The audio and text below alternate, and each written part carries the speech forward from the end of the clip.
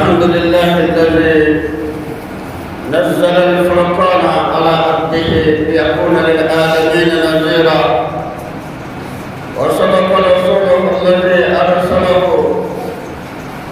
إلى جميع الثقلين الإنس والجن بصيرا ونذيرا وداعيا إلى الله بإذنه وسراجا منيرا نحمده ونستعينه ونستغفره ونعوذ به من شرور أنفسنا ومن سيئات أعمالنا من يهده الله فلا مضل له ومن يضلل فلا هادي له وأشهد أن لا إله إلا الله وحده لا شريك له وأشهد أن محمدًا عبده ورسوله صلى الله عليه وسلم وآله وصحبه وسلم تسليما كثيرا سبحانك لا علم لنا إلا ما علمتنا إنك أنت العليم الحكيم رب اشرح لي صدري ويسر لي أمري واحلل عقدة من لساني يفقهوا قولي. On exalte la bénédiction d'Allah, la louange à Allah, Seigneur de l'univers, qui a fait descendre les livres de discernement sur son serviteur, afin qu'il soit un avertisseur à l'univers. Et celui donc qui a envoyé le véritable, son messager de la vérité, à l'ensemble des créatures, des espèces de créatures, des djinns et des hommes, pour ainsi les apporter les bonnes nouvelles, tout comme des avertissements, et appeler à l'humanité par sa permission à son adoration. Allah est digne de louange, nous le louons, et nous le prenons secours et le demandons de nous assister dans toutes nos actions. Et le demandons de nous préserver, de nous pardonner nos péchés, de nous préserver contre tout mal émanant de nos comportements. Celui qui a la guidé, personne ne peut l'égarer. Quiconque choisit la voie de l'égarement et qu'il s'égare, il ne trouvera personne au monde pour le ramener sur le droit chemin en dehors d'Allah. J'atteste qu'il n'y a point de divinité qui est l'unique Seigneur, qu'Allah est l'unique Seigneur, il n'a pas d'associé. Et Mohammed est son serviteur, son messager, que la paix et le salut d'Allah soit sur lui, sa famille et ses compagnons. Chers fidèles, louange à Allah pour ce bienfait qui est Ramadan. Le mois de Ramadan et le jeûne prescrit au cours de ce mois est un immense bienfait à la communauté de Mohammed sallallahu alayhi wa sallam, les musulmans que nous sommes. Allah nous a annoncé dans le Coran que le jeûne ne date pas de l'époque de Mohammed, paix et salut d'Allah sauvé. Le jeûne est une pratique ancienne qui existait depuis la nuit des temps, depuis les prophètes qui l'ont précédé.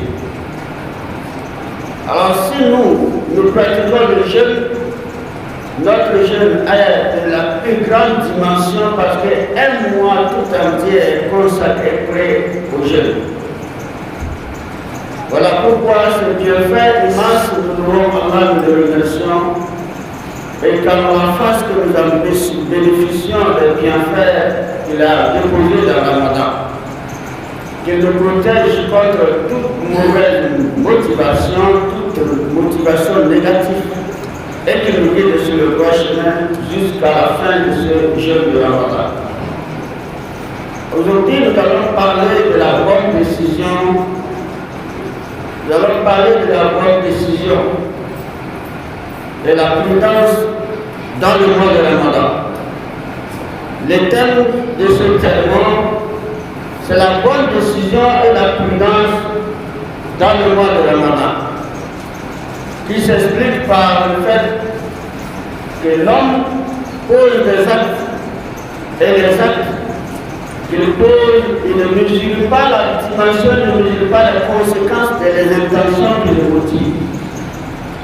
Pourtant, Allah ne vise que les intentions. إنما الأعمال بالنيات وإنما لكل امرئ ما نوى. Les actions ne valent que par les intentions qui les motivent. Les actions ne valent que par les intentions qui les motivent. Et chacun ne sera rétribué que par l'intention, par son intention. Ça veut dire que chacun, Allah nous récompense par les intentions. Si les intentions sont bonnes, nous sommes récompensés, si nous sommes récompensés. Si les intentions sont mauvaises, alors nous ne sommes pas récompensés. Voilà pourquoi il faut être prudent dans ce mois de Ramadan et avoir une bonne décision qui est la bonne intention. Le Coran a été révélé au cours de ce mois de Ramadan. Allah subhanahu wa ta'ala, il nous montre le poids de Ramadan. En nous disant d'abord concernant le jeûne, que nous jeûnons, qui n'est pas une pratique nouvelle, mais une ancienne pratique. En nous révélant que ya ayyuhalladhina amanu kutiba alaykumus siyam kama kutiba ala alladhina min qablikum la'allakum tattaqun. Allah dit, oh vous qui avez cru, oh vous les croyants, nous avons prescrit le jeûne comme nous l'avons prescrit à ceux d'avant vous, à ceux qui vous ont précédés. Ainsi atteindrez-vous à la piété. Allah dit, nous avons prescrit le jeûne, l'abstinence de manger et de boire que nous vous avons prescrit n'est pas une nouvelle pratique. Ce n'est pas le Mohammed Sallallahu alayhi wa sallam qui a mené ça. C'est une pratique qui existait avec les prophètes anciens, les prophètes Ibrahim, Ismaïl, Ishaq, Yaqub, Yusuf, Moussa, Daoud, tous ceux-là sont des prophètes qui ont connu le jeûne, s'abstenir de manger et de boire. Zacharia, ils sont très nombreux les prophètes et tous ont connu cette exigence d'Allah qui est de s'abstenir de manger et de boire. Mais le jeûne de ces prophètes et leur communauté diffèrent du jeûne de la communauté de Mohammed sallallahu alayhi wa sallam. La différence, c'est la période. La pratique est la même chose, s'abstenir de manger et de boire. Mais la différence, c'est la période qu'Allah a choisie pour ces différentes communautés. Et pour Mohammed sallallahu alayhi wa sallam, il a choisi pour sa communauté le mois de Ramadan. Pour que le début de Ramadan jusqu'à la fin de ce mois, le 8e mois et le 9e mois lunaire soient consacrés au jeûne. L'abstinence donc de manger et de boire. Pourquoi? Parce qu'il a accordé une grande importance à ce mois, parce que le Coran est un livre, est un grand livre, un livre qui guide l'humanité. Et c'est dans ce mois qu'il a fait descendre ce livre. Et il nous fait savoir que Shahr Ramadan, alladhi unzila fihi al-Qur'an hudan lin-nas wa bayyinatin min al-huda wal-furqan. فمن شهد منكم الشهر فليصم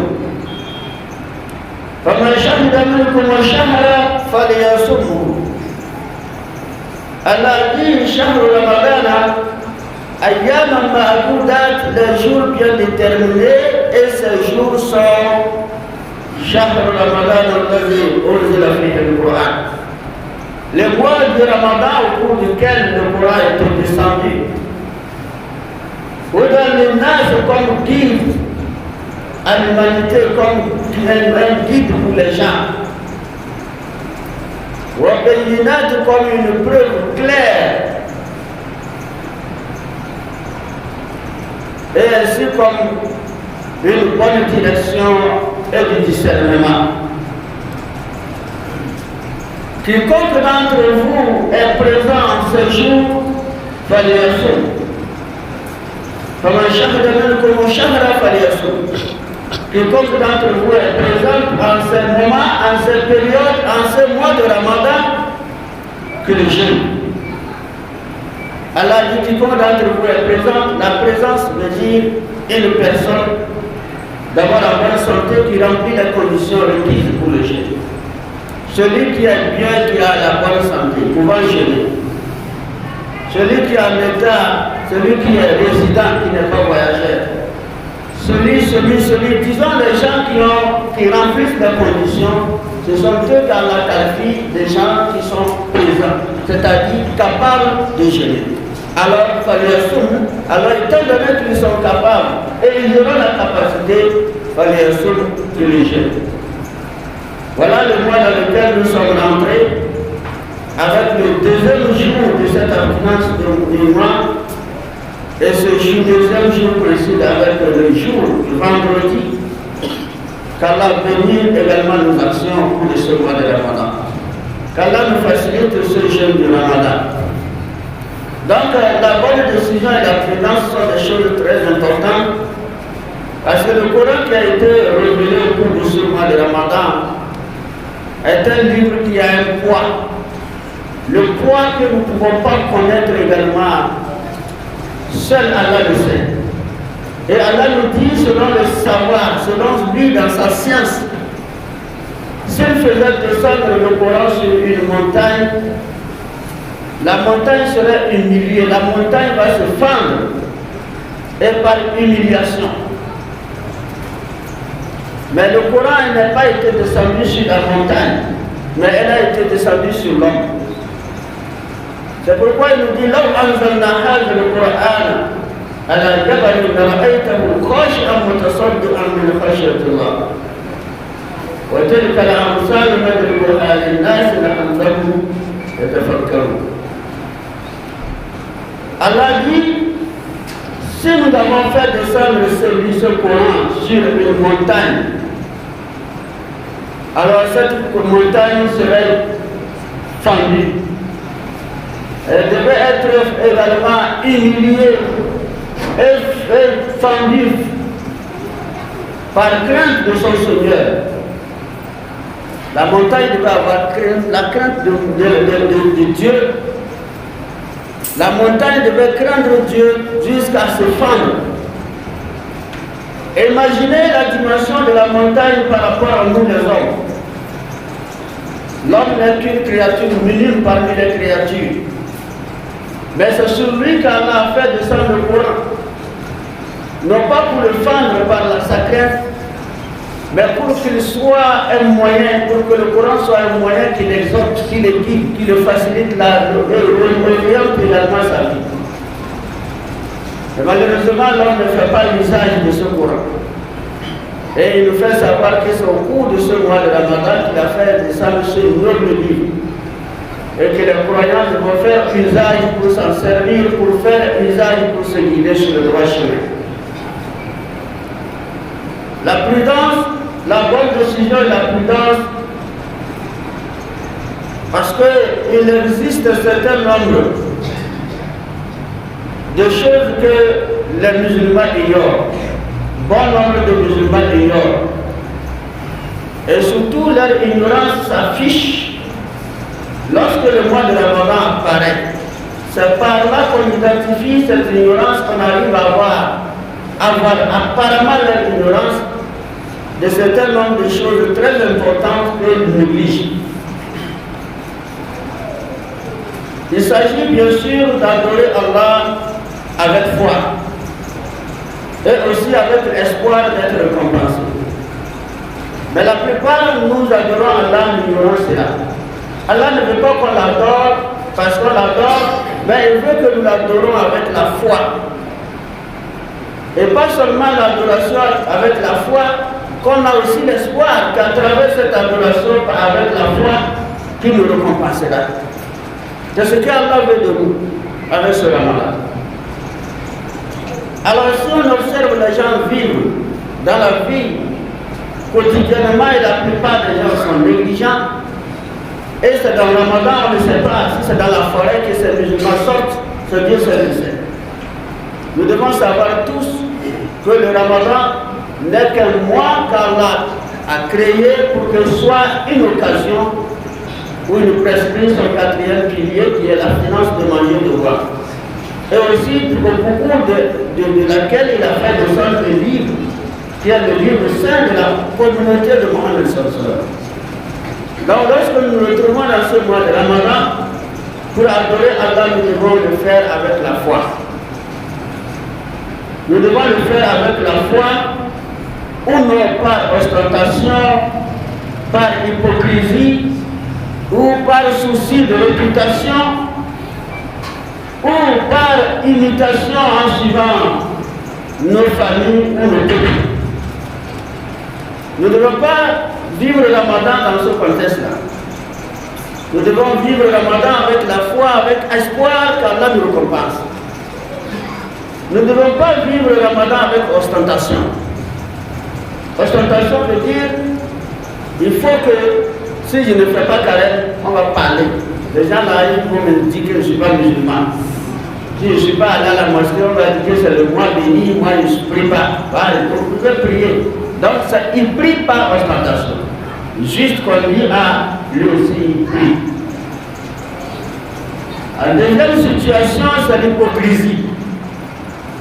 Ces gens, certains musulmans n'ont pas pour la foi ni pour être récompensés, mais pour semer le désordre dans la communauté. Étant donné que c'est un mois béni, un mois d'organisation, un mois également de compréhension, de pardon, alors ils s'infiltrent pour semer le désordre.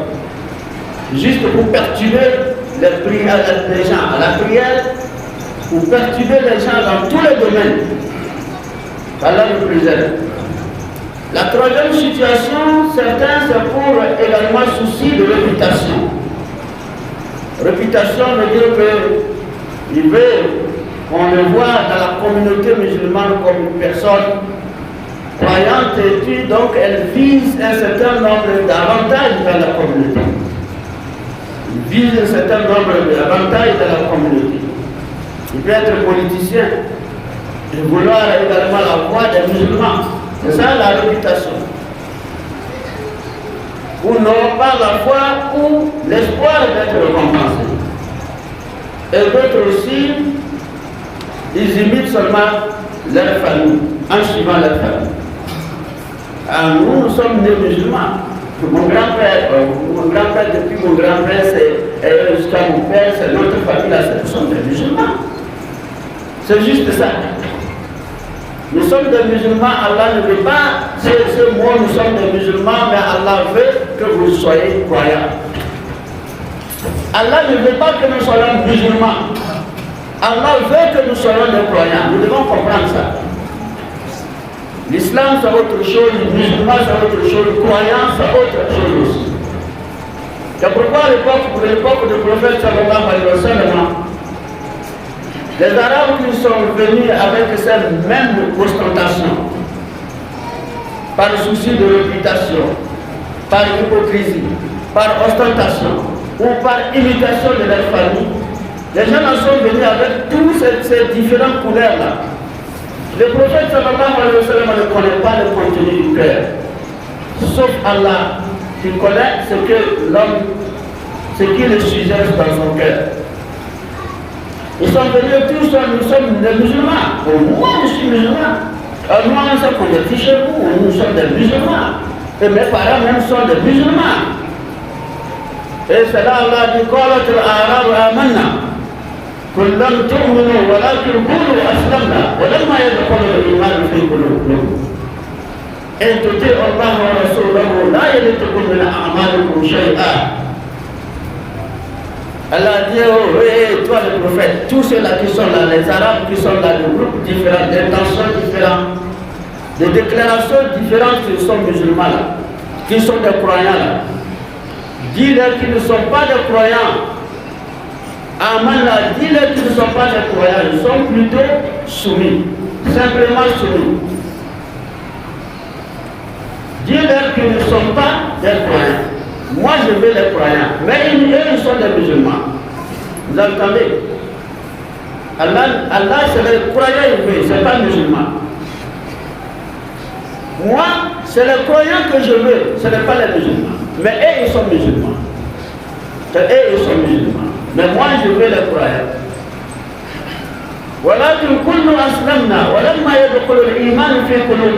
Parce que la foi n'est pas encore dans votre cœur. Moi, je n'aime que ceux qui ont la foi dans leur cœur. Ceux qui m'adorent, qui font l'adoration juste à cause de moi. Ceux qui jeûnent juste pour moi. Tout ce qu'ils font, c'est juste pour moi.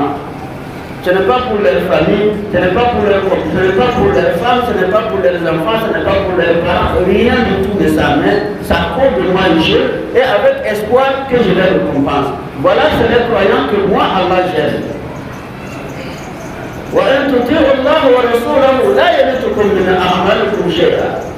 Et quiconque obéit à Allah et à son messager, il ne vous fait, si vous obéissez à Allah et à son messager, il ne vous fera rien perdre de vos œuvres. Il ne vous fera rien perdre de vos œuvres. Donc vous gagnerez dans vos œuvres, il ne vous fera rien perdre. Mais si vous n'obéissez pas à Allah et vous n'obéissez pas à son messager, ce qui veut dire que vous êtes engagé dans la voie de la perte. Vous allez jeûner et perdre, vous allez prier et perdre, vous allez aller au pèlerinage et perdre, vous allez porter les manteaux musulmans. Mais étant donné que vous n'avez pas la foi, vous ne bénéficiez rien d'Allah. Parce qu'on travaille dans le domaine d'acquérir la récompense d'Allah, on le fait pour Allah. Lorsqu'on le fait pour Allah, Allah maintenant on est dans le contexte de la foi. Mais si on le fait pour autre dimension, là nous sommes dans le domaine de l'islam, nous sommes musulmans. Qu'Allah nous préserve contre l'ignorance. C'est pourquoi nous devons comprendre cette ignorance-là et l'équité. Comprendre que toute action, nous devons nous faire prendre de bonnes décisions et aussi être prudents dans nos pensées, dans nos actions. Qu'Allah nous facilite.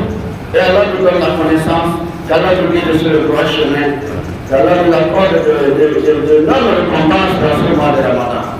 اهدنا الصراط المستقيم صراط الذين أنعمت عليهم غير المغضوب عليهم ولا الضالين آمين وقولوا قولي هذا أستغفر الله لي ولكم وسائر المسلمين من كل ذنب واستغفروه إنه هو الغفور الرحيم.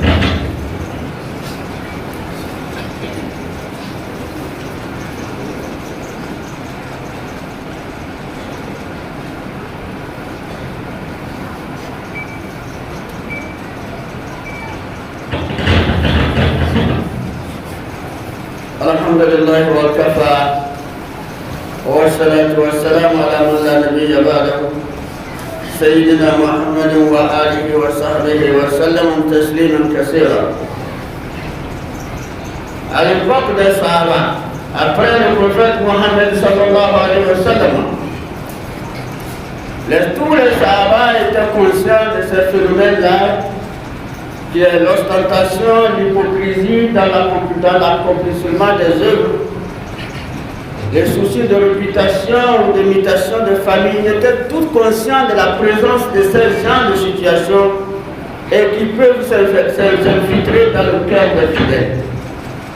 Et ils étaient prudents. Et jusqu'à l'époque de Ubay ibn Ka'b radiyallahu anhu, l'un des compagnons nobles du prophète Mohammed sallallahu alayhi wa sallam. Celui-ci, il évoquait la prudence, dans tous les domaines.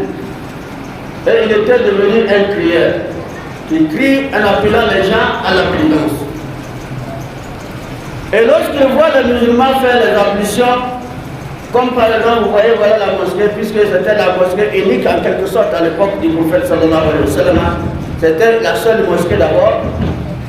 Donc quand les heures de l'ablution, ils s'approchent à la mosquée. Quand les gens viennent en masse pour faire l'ablution, comme nous faisons l'ablution ici, ils disent, mes frères, prudence, soyez prudents. Vous êtes en train de faire l'ablution, lui il est debout, il vous dit, soyez prudents, ce que vous êtes en train de faire là, jusqu'à rentrer à la mosquée, soyez prudents. Et quand on rentre à la mosquée, un prédicateur quitte pour s'arrêter pour prêcher, il dit, mon ami, mon frère, sois prudent. Et lorsque l'organisation de pèlerinage et les pèlerins devaient aller à la Mecque pour accomplir le pèlerinage. Et quand les gens se préparent, ils commencent par tourner de domicile en domicile, tous ceux qui veulent aller au pèlerinage. Là, il a dit, oh, soyez prudents, je vous en prie, soyez prudents. Les gens ne comprenaient pas.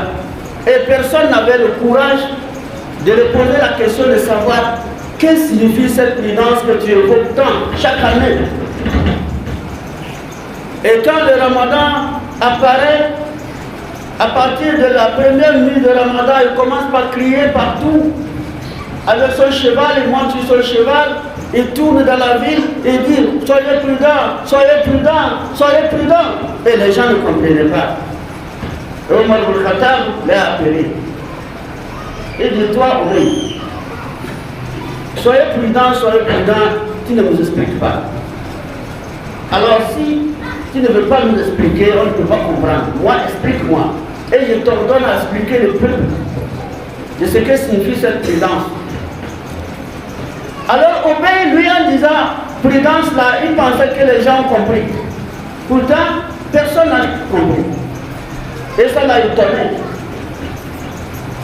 C'est comme moi aussi, je suis en train de dire prudence, vous êtes assis, vous ne comprenez pas, non. Il ne doit pas m'étonner. Parce qu'il y a déjà l'histoire, il ne veut pas m'étonner. Parce qu'il a dit prudence, personne n'a compris, jusqu'à même le chef du croyant, Omar ibn Khattab n'a pas compris. Allah, il a compris, il se dit, mais. Il dit à Omar ibn Khattab, il aurait dit Allah et tous, qu'Allah les agrée. Donc tu n'as pas compris. Et tu es sûr que les gens n'ont pas compris. Oui, non, j'entends les rumeurs.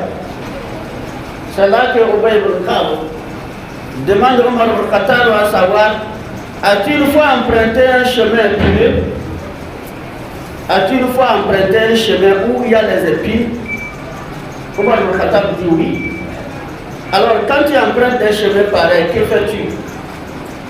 Omar ibn Khattab dit, je marche avec prudence. Pourquoi? Pour éviter que les épines me piquent. Et alors, là tu ne peux pas comprendre ce qui m'appelle à la prudence. Qui tu peux juger comme épine dans la Ummah de Mohammed sallallahu alayhi wa sallam? Et Omar ibn Khattab a dit, Shaitan. Il dit alors, n'est-ce pas Shaitan qui est notre épine? Que oui. Et lorsque Shaitan te pique, est-ce que l'épine te pique, tu peux arriver à temps? Que non. Et tu peux non même renoncer à ton voyage pour ne plus aller. C'est le cas pour la plupart des musulmans. S'il n'est pas prudent, il se laisse apprendre par également certaines suggestions de la vie moderne, de la vie de ce bâtiment, ils risquent d'être détournés et que leurs intentions risquent d'être détournées pour viser quelque chose dans le carême. Leurs intentions peuvent être détournées pour viser quelque chose en allant au pèlerinage. Leurs intentions peuvent être détournées pour viser quelque chose lorsqu'ils donnent les aumônes, lorsqu'ils lisent le Coran. C'est pourquoi la plupart des gens ne sont pas tous ceux qui sont récompensés. Mais nous sommes récompensés que par nos intentions, nos bonnes intentions. Voilà pourquoi quand Obey ibn Khattab dit toujours aux musulmans d'être prudents, de ne pas laisser Shaitan leur apporter des suggestions. Parce que les suggestions de Shaitan sont impures. Et lorsque cela va se filtrer dans leur cœur et qu'ils vont mettre en fonction pour jeûner, alors ils sont piqués par l'épine de Shaitan et ils risquent de ne pas arriver. Et voilà pourquoi la plupart nous sommes démotivés et moindre chose on n'arrive pas à jeûner. Pourtant Allah nous dit, il nous a bien permis la rupture du jeûne lorsqu'on est malade. Vrai ou faux? Il nous a dit فَمَنْ كَانَ مِنْكُمْ مَرِيضًا أَوْ عَلَى سَفَرٍ فَعِدَّةٌ مِنْ أَيَّامٍ أُخْرَى. Et si l'un de vous ou en voyage ou malade, alors il peut rompre le jeûne et rembourser d'un autre jour de l'éternité. Mais il s'agit de quelle maladie? Il faut être prudent, sinon tu n'arriveras pas. C'est pourquoi ce cadeau, nous l'avons pris comme cadeau et nous l'avons élargi sur tous les plans des maladies. Il s'agit de certaines maladies qu'on ne peut pas supporter le jeûne. Mais nous, moindre chose, même si on a heurté le pied ce matin et que le pied fait mal, il n'arrive pas à bien marcher, je suis malade, je ne jeûne pas. Moindre chose, je suis malade, même si c'est une fourmi qui me pique, je suis malade. Moindre grondement dans mon ventre, ça ulcère, je suis malade. Je ne vais pas à l'hôpital pour savoir de quoi je souffre. Est-ce que je peux tenir le jeûne? Sauf le médecin peut te déterminer cette réalité. Mais toi-même, quand tu juges, tu dis que je ne peux pas jeûner, là, tu as menti. C'est pourquoi Allah dit si vous jeûnez dans ces cas-là, c'est mieux pour vous, si vous savez. Allah dit si vous êtes malade ou en voyage, vous pouvez rompre le jeûne. Mais il y a certains cas où il y a certains cas où vous pouvez supporter. Il y a certains cas nous pouvons supporter. Mais qu'est-ce qui nous empêche de supporter? C'est ces épines de chétan là. On a dit que si tu es malade, il ne faut pas faire carême. On a dit que si une femme enceinte ne peut pas faire carême. On a dit que si une femme donne le bébé de lait, elle allait, alors que son bébé mange beaucoup de poing, elle insulte les gens. Mais c'est toujours bébé. Vous voyez, ce sont des suggestions de chétan. qu'Allah le préserve.